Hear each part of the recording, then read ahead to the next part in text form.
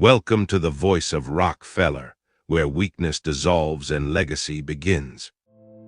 Most men believe power is found in action, in the grand declaration, the decisive strike, the dramatic flourish. They believe it is broadcast, like a sound, and heard by many. They are profoundly, and to their perpetual disadvantage, mistaken. True power, the kind that alters trajectories and shapes epochs, is not found in the noisy broadcast of fleeting emotion, but in the profound, surgical silence of its mastery.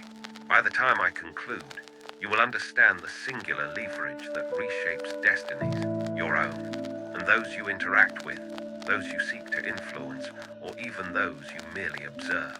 You will learn of the silent, relentless force that builds permanence while others construct castles of sand. Observe the crowd. Observe the individual caught in the rush of the moment. They are a tempest, a flurry of reactions, a whirlwind of immediate desires and fears. Their decisions, the very fabric of their lives, are woven from threads of indignation, elation, anxiety, or vengeful fury. Their faces betray their every passing thought. Their voices rise and fall with the tides of their transient feelings.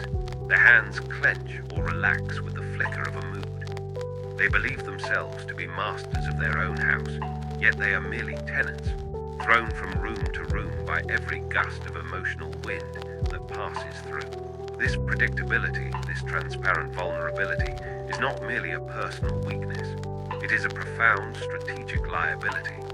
It is the open ledger, the revealed hand, the chink in the armor that the astute and the patient observe, catalogue, and ultimately account for in their calculations. Imagine for a moment a game, any game, chess certainly, but consider also the broader, more complex game of commerce, of negotiation, of life itself.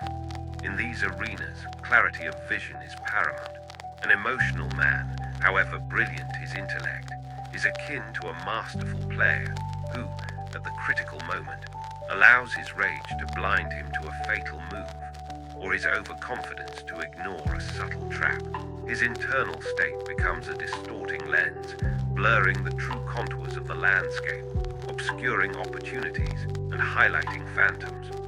The market, like nature, is indifferent to your feelings. It does not pause for your anger, nor reward your optimism.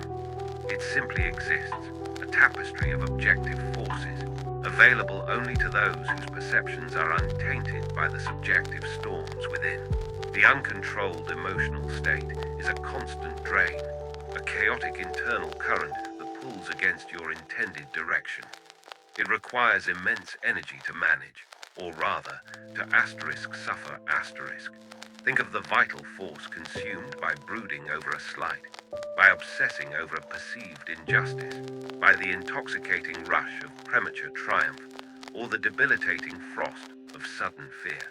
This energy, finite and precious, is squandered in the theater of internal turmoil, energy that could otherwise be directed methodically and consistently towards the construction of something purposeful and enduring. While others are consumed by the drama of their own making, the man of emotional control is building, observing, planning, and waiting. He does not react, he acts. He does not lament, he calculates. He does not hope, he executes. This is not coldness, nor is it detachment from humanity. Rather, it is a profound, almost spiritual mastery of self, a recognition that the most formidable opponent one faces is often not outside, but within. The world provides endless stimuli, designed to provoke predictable reactions. The daily press, the pronouncements of rivals, the fluctuations of fortune. Each is a carefully calibrated instrument capable of striking a particular chord within the untrained mind. Fear, greed, indignation, despair. The vast majority respond on cue, their actions becoming entirely foreseeable consequences of these external provocations. They are thus rendered puppets, their strings pulled by events, by individuals, by the very currents of opinion they believe themselves to be shaping. How can one consistently arrive at the optimal outcome when one's very navigation system is constantly being hijacked by the turbulence of one's own feelings? It is impossible. Consistency, precision, and sustained momentum, the hallmarks of any enduring edifice, are alien concepts to the emotionally volatile. Consider the concept of patience. Everyone speaks of it, few truly embody it. True patience is not merely waiting. It is waiting with a clear, calm mind, observing every detail, allowing conditions to ripen, allowing the emotional temperature of others to reach a fever pitch while your own remains at a steady hum. An emotionally agitated mind cannot be truly patient. It yearns for resolution, for immediate gratification, for the cessation of discomfort.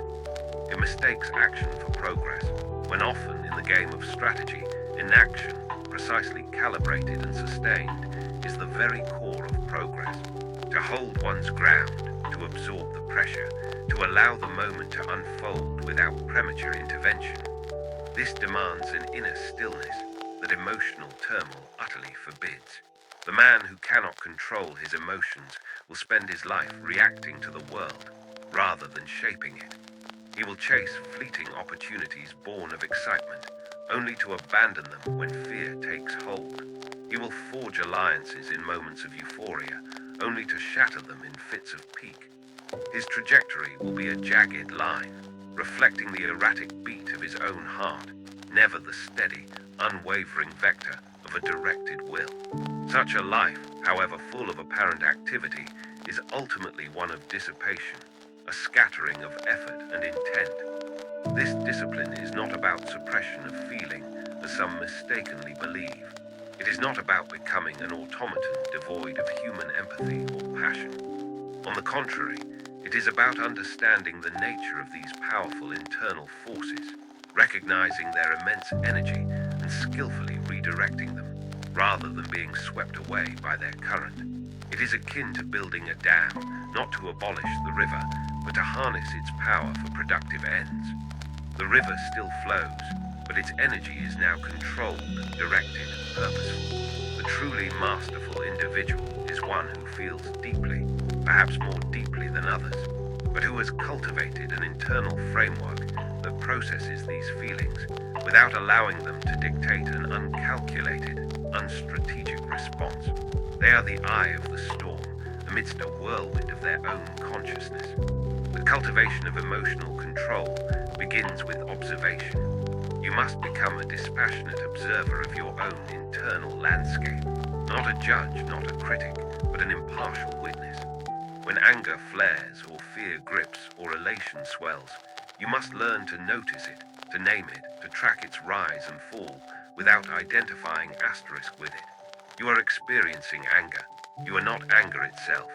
You are witnessing a thought of fear. You are not defined by that fear.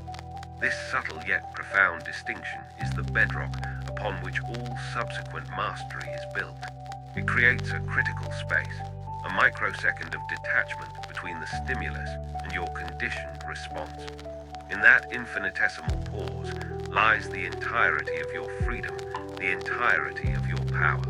Many believe that expression of emotion is a sign of authenticity or strength.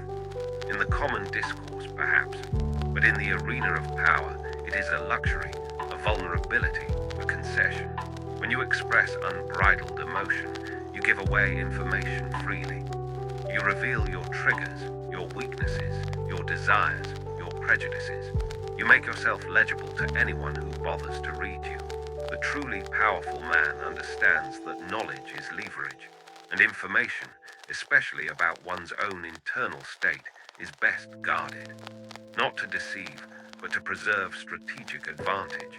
He operates from a position of quiet strength, his intentions and thoughts often opaque, his resolve unyielding because it is not predicated on the ebb and flow of transient feelings. He does not waste energy on performing for an audience. He conserves it, channels it, invests it. Consider the human propensity for revenge, a potent, consuming emotion. It demands immediate satisfaction, often at great cost, obliterating all sense of proportion and long-term consequence. It blinds one to the larger game, forcing one to play a short, destructive one. The man who succumbs to revenge sacrifices his future for a fleeting moment of often hollow, retribution. The controlled mind, however, recognizes the cost. It understands that energy spent on retaliation is energy diverted from creation. It understands that the greatest revenge is not a tit-for-tat exchange of harms, but monumental, undeniable success. While others are consumed by the desire to tear down, the controlled man quietly builds, and in so doing, renders his former adversaries irrelevant, and makes their very existence a monument to their own short-sightedness. The principle extends beyond personal interactions into the very fabric of business and enterprise. The speculative markets, for instance, are the clearest exhibition of emotional contagion. Fear drives panicked selling, artificial scarcity drives irrational buying. Greed inflates bubbles, fear bursts them. The fortunes of many are made and lost not on fundamental analysis, but on the herd's collective emotional state. The discerning, emotionally disciplined investor does not join the herd.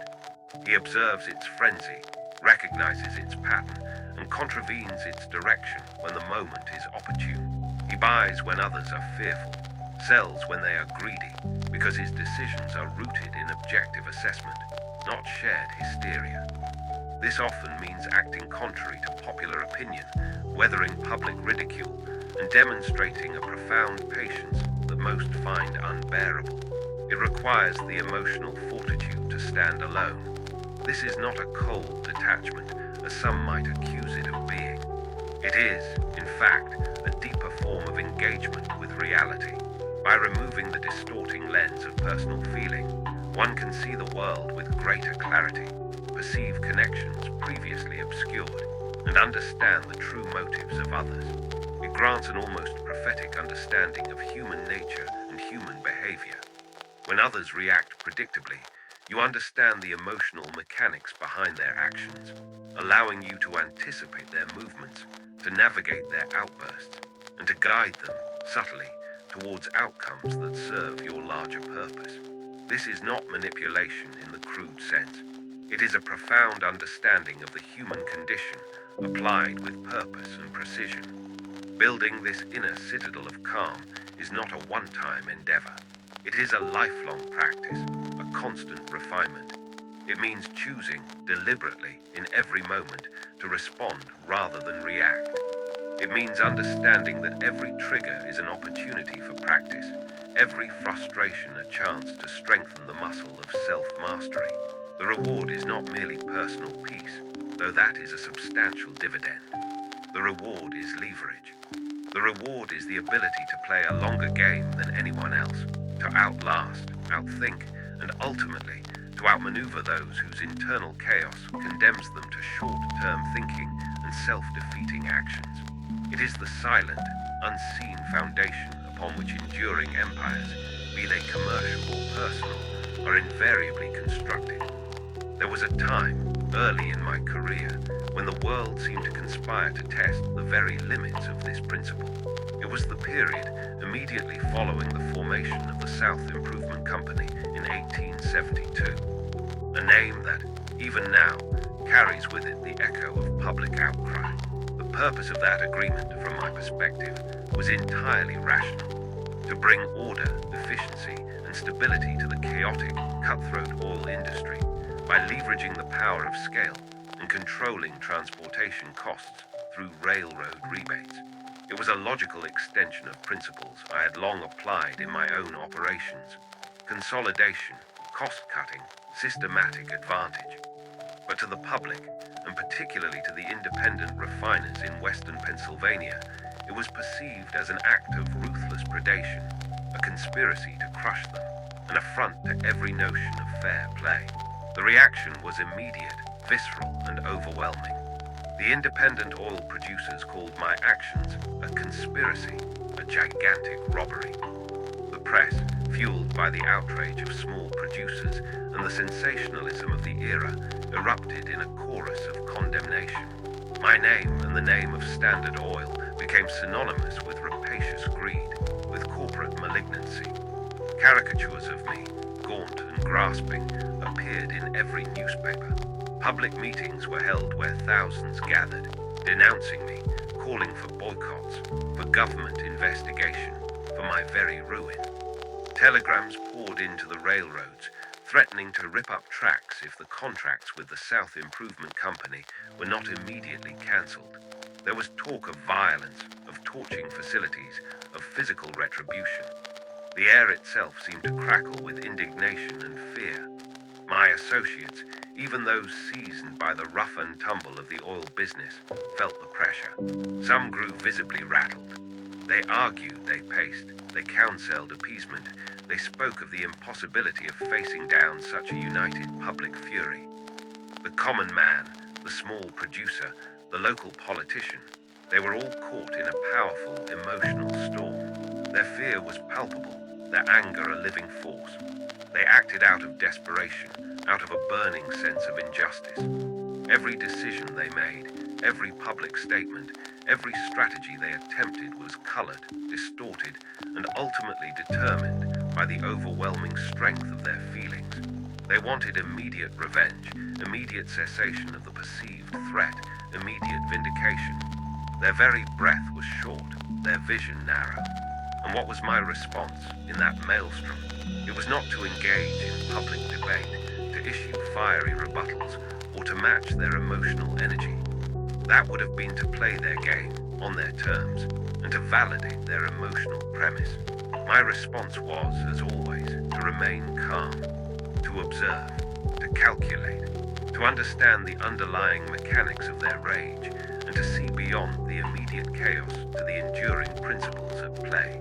I knew their anger, however potent, was ultimately unsustainable in its destructive form, and that their fear would make them predictable.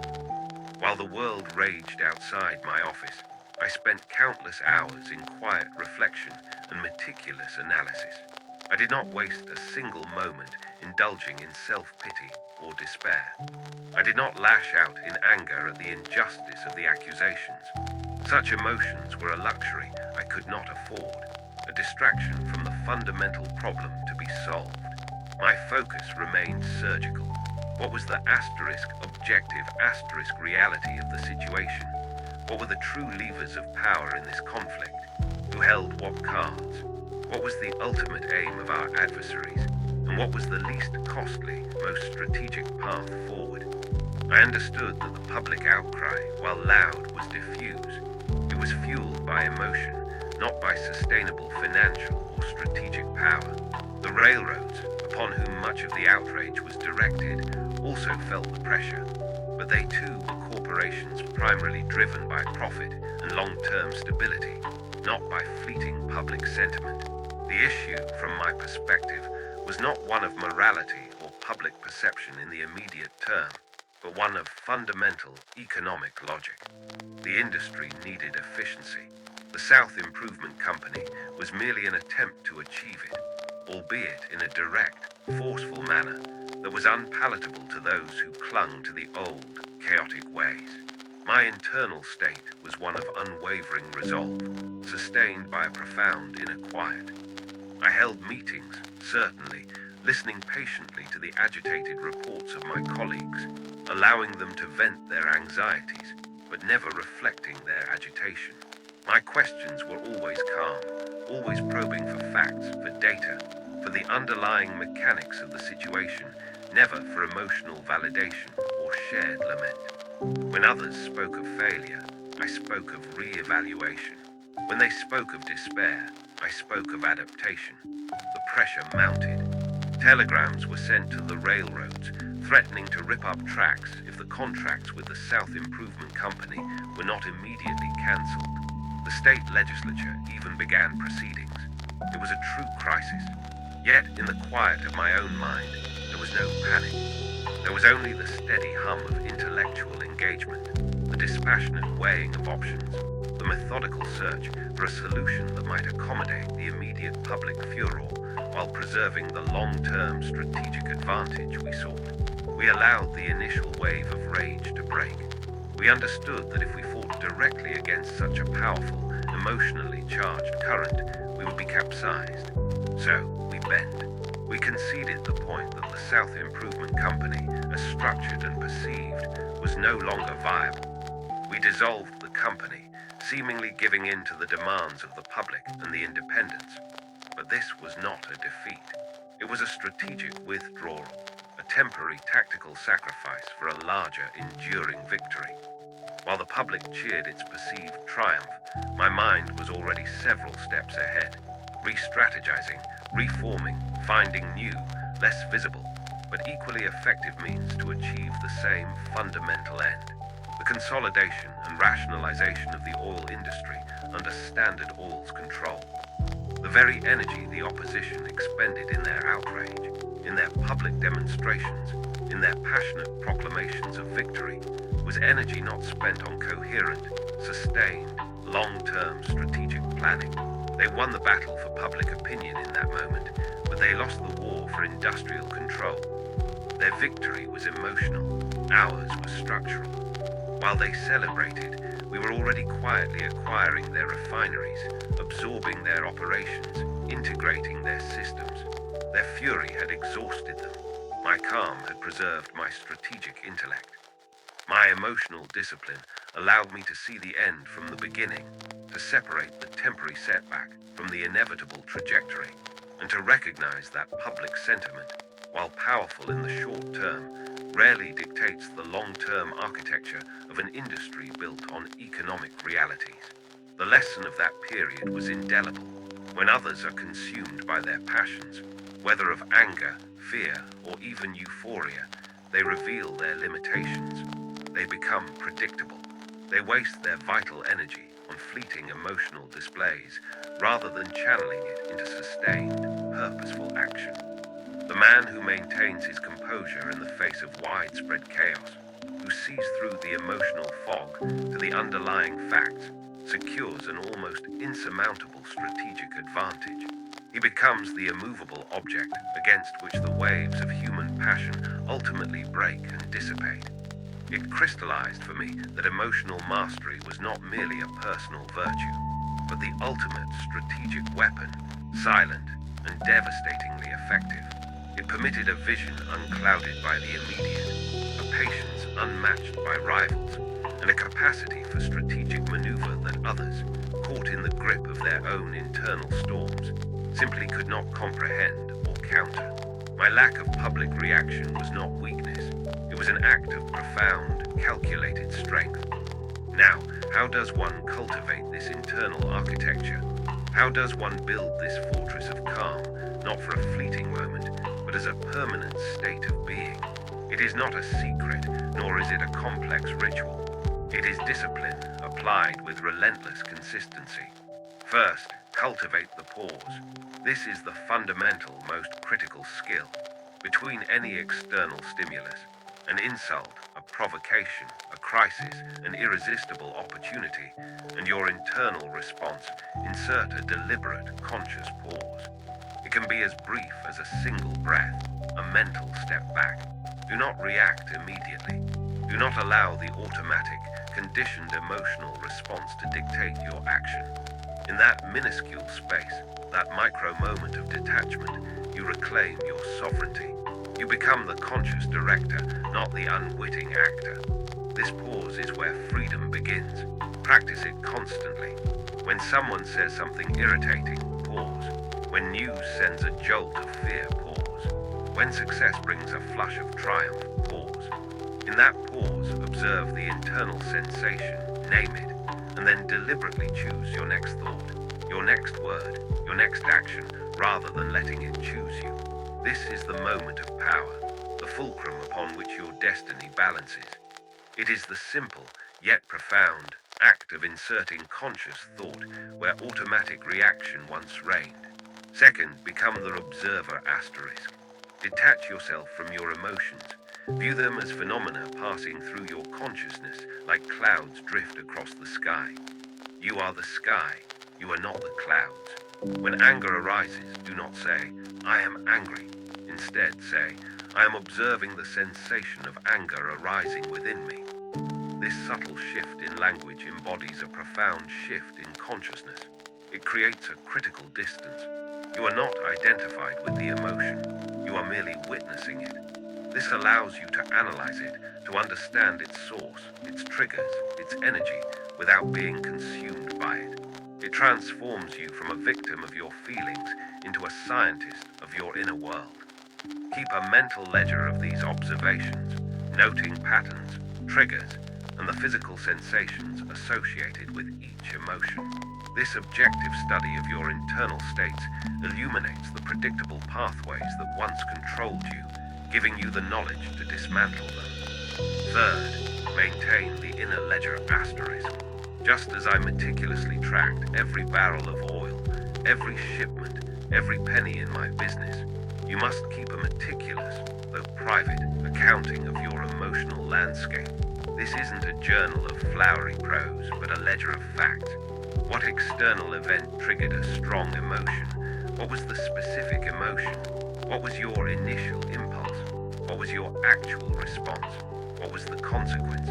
This systematic, dispassionate logging of your emotional transactions reveals patterns. You will begin to see that certain situations consistently evoke certain responses within you. You will identify your vulnerabilities, your unconscious biases, the predictable ways in which your mind seeks comfort or expresses impatience. This ledger is not a tool for self-condemnation, but for self-knowledge. It transforms the ephemeral chaos of feeling into quantifiable data upon which strategic self-mastery can be built. You cannot manage what you do not measure, especially in the subtle realm of the mind. Fourth, engage in the premeditation of adversity. Most men spend their lives avoiding discomfort, avoiding contemplating potential calamities. This is a weakness. The disciplined mind, however, systematically contemplates the worst-case scenarios, not to dwell in morbid fear, but to prepare, to inoculate, to pre-program calm responses. What if a significant financial loss occurs? What if a trusted associate betrays you? What if public opinion turns against you? What if a personal tragedy strikes? Do not merely imagine the event. Imagine your response to it. Rehearse mentally, remaining calm, analytical, and purposeful. How will you pause? How will you observe the emotion without identifying with it? What will be your first rational step? This mental rehearsal builds resilience. When the actual event occurs, and the untrained mind would be plunged into chaos, your mind has already walked that path, laid down the neural pathways of calm, and has a pre-planned course of action to fall back upon. You reduce the shock, diminish the emotional cost, and maintain your capacity for effective action. Finally, and perhaps most subtly, commit to the deliberate exposure to minor irritations Do not always avoid the small, predictable nuisances of daily life. Sometimes, deliberately step into them to practice your control. The slow driver in front of you, the frustrating delay, the minor insult. These are not obstacles. They are training grounds. Instead of defaulting to irritation or impatience, use these moments as opportunities to practice the pause, the observer, and to maintain your inner ledger. If you can master the small indignities, the mundane frustrations,